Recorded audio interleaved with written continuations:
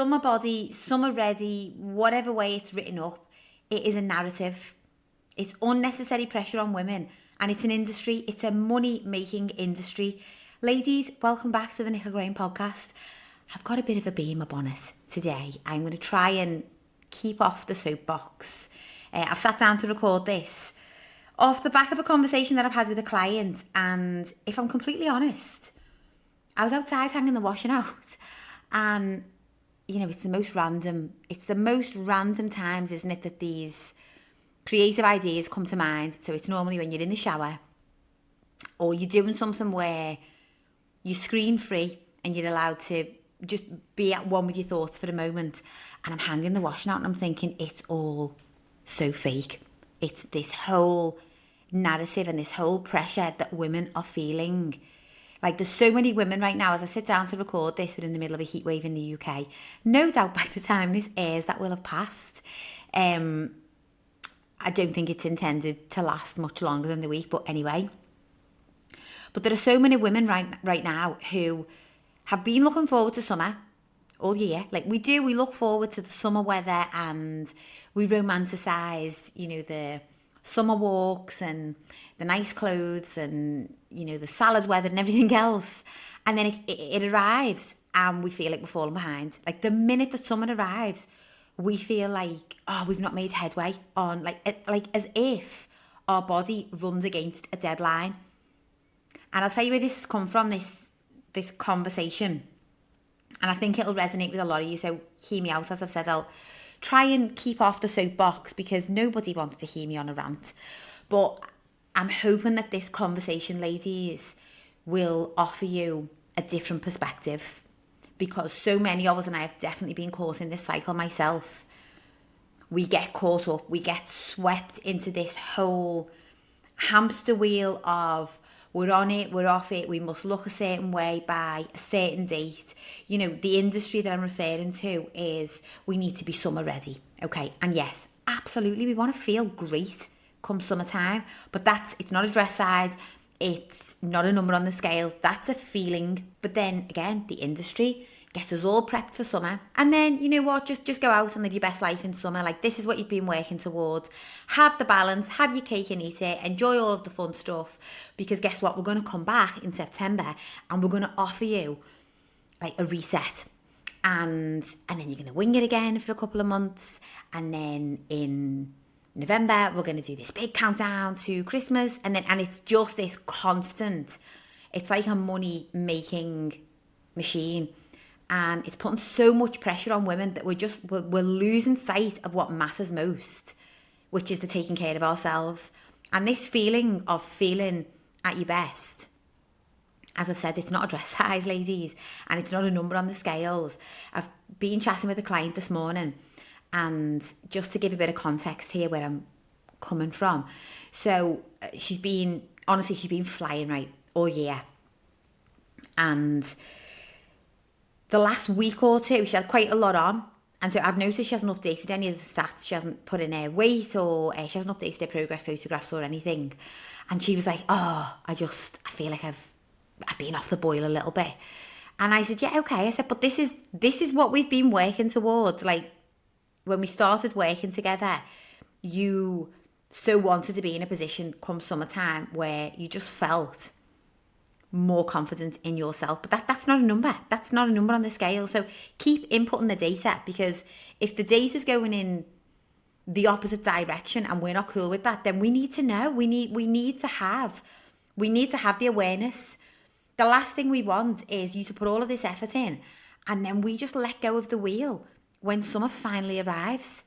Like, it's the most broken cycle that so many women find themselves on. And it's because the pressure to have to keep up with the steady decline in body fat, the progress photographs always looking like super progressive, like the pressure for us to have to conform to a certain number, certain dress size, certain aesthetic is so wild that if we feel that we don't meet up to that standard, we shy away from it completely. And it's another form of the all or nothing mindset. And I'd said to my client, I said, listen, you've got to remember the conversation that we had when we started working together. And your goal this summer is to feel excited to get dressed up, to go out on holiday with your family, to feel confident enough to wear whatever swimwear your heart desires and get into the pool confidently. You want to look forward to going into this summer without feeling like you've got a crash diet or that you're on it off it. Like it's freedom. We wanted to move away from food noise. We wanted to move away from, relying on a glass of wine to de-stress. We wanted to move away from constantly chasing cardio and actually feel motivated to train and work out, because the way that we're doing it is the exercise sessions inside of Thriving Women. The mentality when you go in to do a workout is it's not to burn as many calories as possible. It's not to get as hot and sweaty as possible.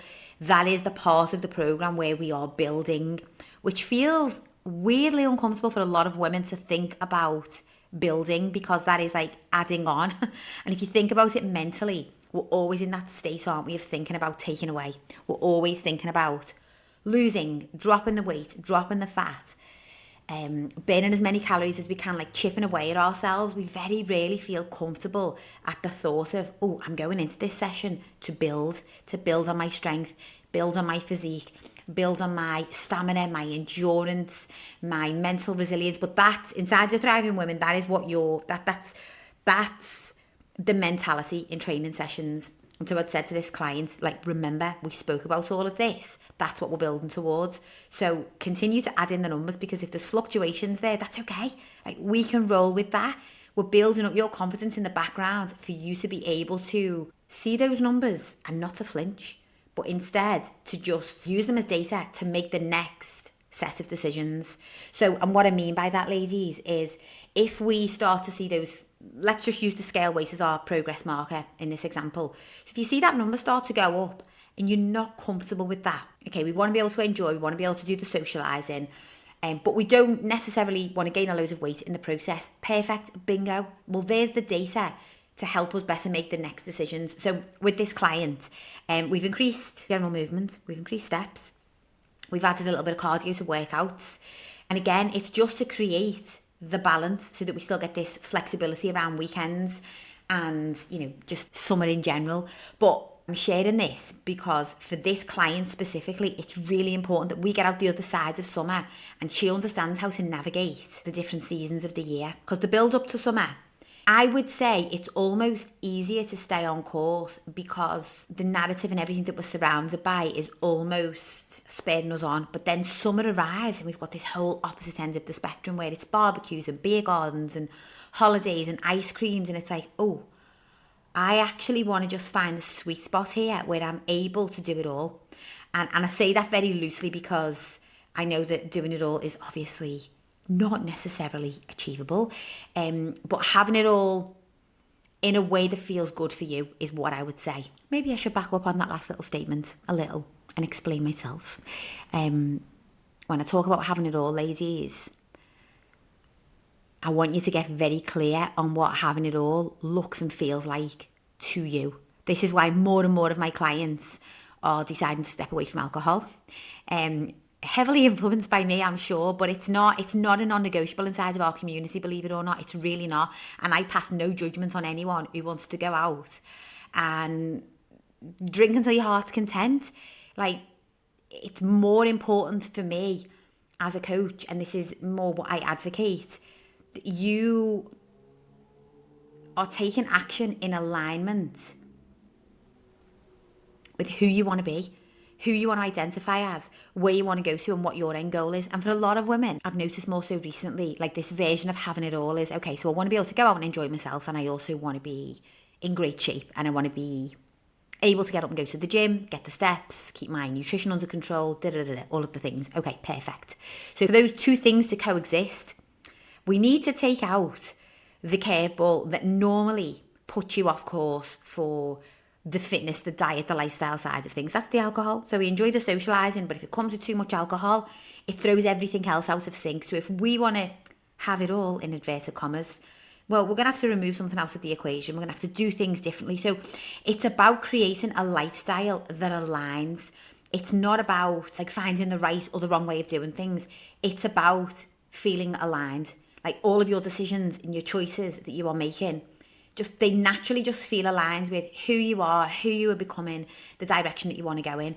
And I want to record this today because I'm just feeling this intense pressure from some of the women that I've worked with for more than 12 months. And so we've been through this cycle before, and it's just this constant, I'm not doing enough, I should be doing more. And it's because the narrative that is being pushed down your neck is summer is a deadline. Like, your body must respond, must be ready for this make-believe date in time, for this deadline that is imposed by an industry. But ladies, let me tell you that is not thriving. And thriving women, I myself being one of them, we will continue to show up for ourselves through summer. Like, there's no big pressure. Yes, we will tighten things up before we go on holiday. Of course we will. Yes, we will do things a little bit differently now in the run up to wanting to expose a bit more skin. Of course we will. But we will do it, as I said, we'll do it in a way that feels aligned. It will be based on our decisions. It'll be based on our goals. It'll be based on how we want to feel.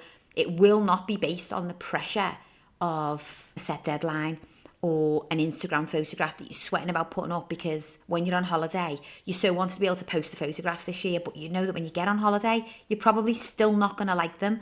Well, for a lot of women, I've seen this play out so many times. It's nothing to do with how you look on the photograph, and it's everything to do with how you feel in yourself. And I've got women who will absolutely vouch for this, because I've worked with women who have almost halved in body weight and still struggle mentally to view themselves in a different way. They still struggle to post the photographs or to compliment themselves when they look in the mirror. And even though when they started out, they so thought that like that was going to be the pinnacle. And it's like, no. Like, we realise when we get there, when we drop the body fat, when we hit that goal weight, that's only a part of it. And it's a big part of it. It is a big part of it. Because there's nothing worse than feeling down about yourself and feeling helpless in the process. So we're carrying all of this body weight. We are binge eating. We're drinking too much. We're in this rut. We're in this cycle that we cannot get ourselves out of. So to get yourself out the other side of that and to put some systems in place whereby the weight's starting to come off, you feel way more in control of your food. You're not reliant on alcohol. You're not binge eating. Your energy is restored. It's more of a balance. But that is still only part of it. I can't stress this enough, because until you identify as the woman who actually feels in control of this situation, is not winging it.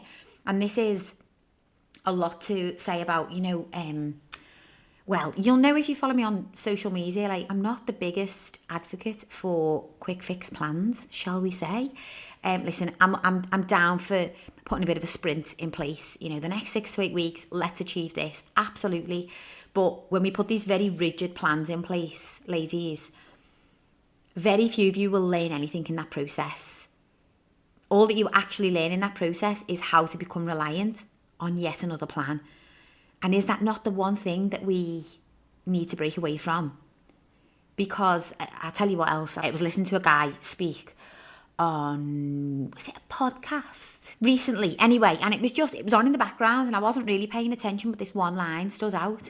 And he said, like, the average adult lives to the age of 80. It might have been a UK statistic. I'm not 100% sure on that one. And he said, so when you think about it, that's 80 summers and it's 80 Christmases and it's 80 birthdays, and it's really not a lot. And if you're over the halfway point, which I am, 43, and I'm planning to live longer than 80, he was like, then, you've got to put into perspective, what are we doing all of this for? Because grand scheme of things, we are not here long enough to spend another minute trying to keep up with someone else's narrative. And so it's a quick reframe for today's podcast, ladies. I won't sit here and go into the depths on it because I don't know if I think that's necessary, but I would love you to offer yourself this reframe if you are feeling under pressure right now. If you're feeling as though, oh my gosh, the deadline is looming and I so wanted to be further ahead at this point, and I so thought that my body was going to do all of the things that I was hoping that it would, and it's not responding. And we beat ourselves up. We have this internal conflict, don't we, of like, our body is not following suit, it's not small enough, it's not lean enough, it's not strong enough, it's not quick enough, whatever it is. And we're missing the point. We're missing the point is that healthy living Actual healthy living, a healthy lifestyle, it's this full 360. It's an internal and mental communication between mind and body that you are taking absolute care of yourself. You're not beating yourself up. You're not looking at yourself in the mirror and tearing yourself down. Now, that's not to say there are going to be mornings, there are going to be evenings when you look at yourself and you think, oh, crikey. Like, that's, okay, that's normal. We can all have a little bit of a moment where we don't love what we see. But again, we've got to accept that. It's like, that's normality. And every woman walking the face of this earth will experience that.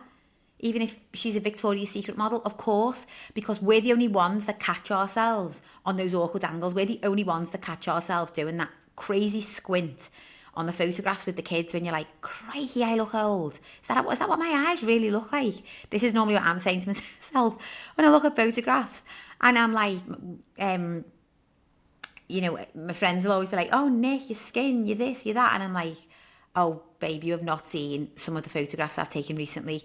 And they don't make it to social media because I don't want to share my warts and all. But the point is, we all do it. And it's okay. It's okay to have those moments and those photographs. But we can't dwell on it. We can't live in it. We can't allow that to become the motivation to punish ourselves. Like, it can't be, I didn't make the big transformation picture. I didn't hit that goal weight. I didn't achieve X, Y, Z. I don't look the way that I thought I would. And so therefore, I don't get to enjoy this summer. Like, that's not it. And if we're going by that 80 years principle, ladies, well, this is another summer that we either get to enjoy or we can spend it at war with ourselves. And I know which one I'll be doing, and I will not be at war with myself for one moment. And it takes courage. I've got to say this. I've got to really say this with conviction, because it takes courage in this. I don't know whether this is going to sound very over the top, but in this world that we live in, it takes courage to be your authentic self. I've recently started posting on LinkedIn for anyone who's interested in my little anecdote that I don't normally share on a short podcast, but here we go. And I'm finding it really hard because apparently on different platforms we need to have a different tone. Okay, some of you will be aware of this. On Instagram, I just show up as I am because I've always just used that platform. And I'm a podcast, show up exactly as I am. If you see me at a talk, you see me at a workshop, you work with me as a coach, you are going to get me as my authentic self. But on these different platforms, like, I've never really done date naps or anything like that, so I don't really understand, you know, the way there was a meme going around, wasn't it, a while ago? It might still be a thing. And it's like 4 different profile photographs with the 4 different platforms because we've got different audiences. But do you know, when we step back and we actually look from the outside in, is that not just fake?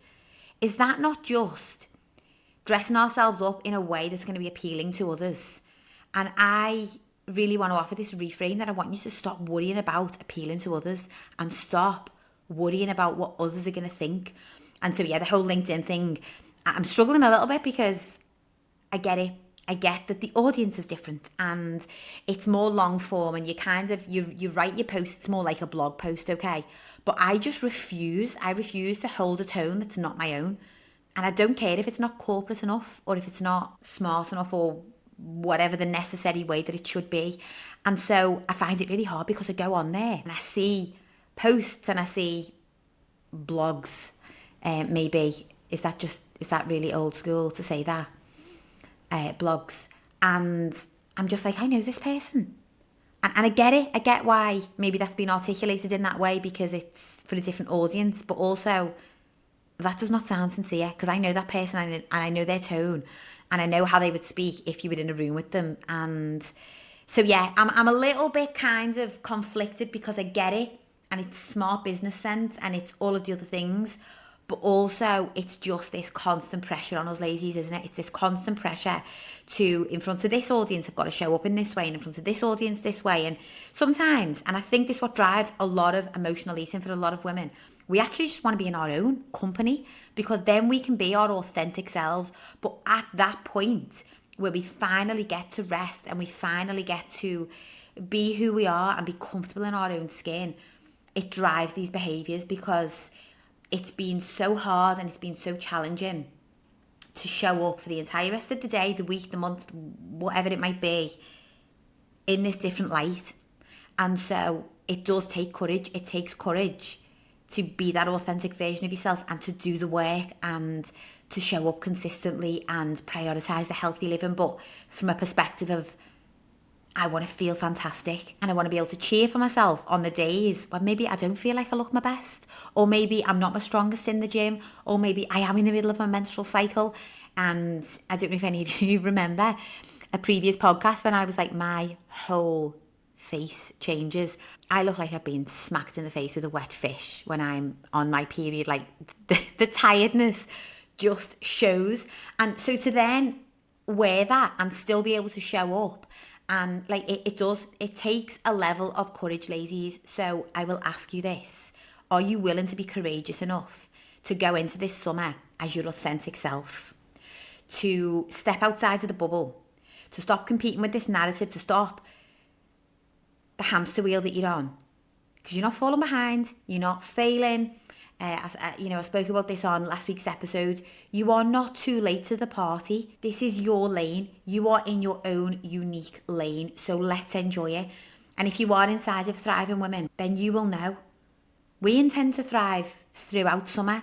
We're not going to need some crazy reset in September. I absolutely imagine that we will be doing some form of challenge to get us back on course and to enter into a new season with new energy. You know, we do it multiple times throughout the year, but that is about energy. That's about managing our state. That's about the newness of, like, if you've got kids, like they'll be going into a new school year and we feel fresh. We want to get stuck into something new, but it certainly is not a let's jump back on the bandwagon and punish ourselves and diet and get all the weight off and like parties over. That is not the vibe of a thriving woman.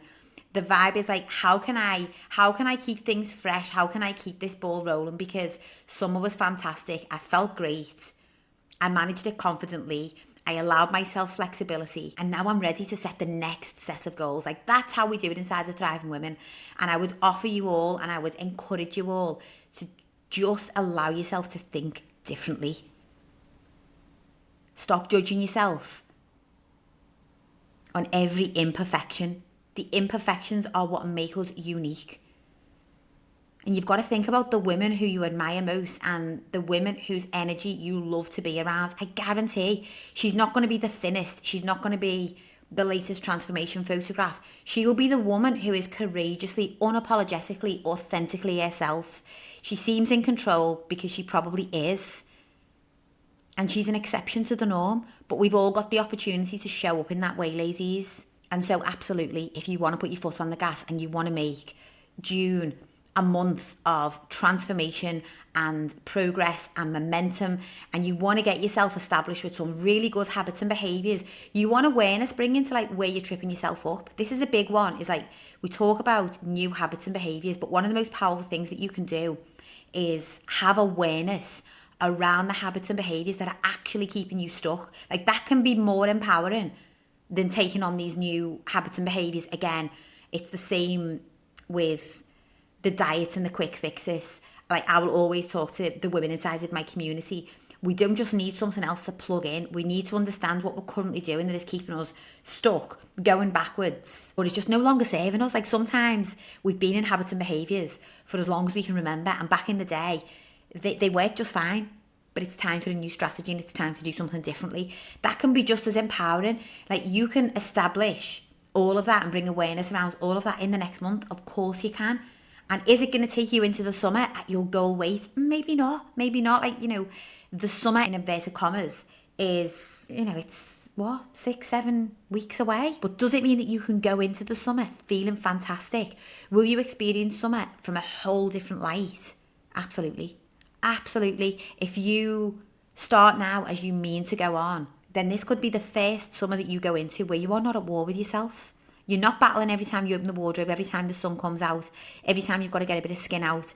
You're not trying on 10 different outfits for the night out because you so desperately just want to feel comfortable in one of them. It's not a battle. Like, you can go into this summer without that noose around your neck, ladies, because as much as we count down the months and the days for summer to arrive, a lot of women spend the entire time at war with yourself, and it's wild. Like, we will actually hear women saying they can't wait for the winter wardrobe and everything else just so that we can cover up. Like, that's how much we are governed by how we look and what others are going to think of us.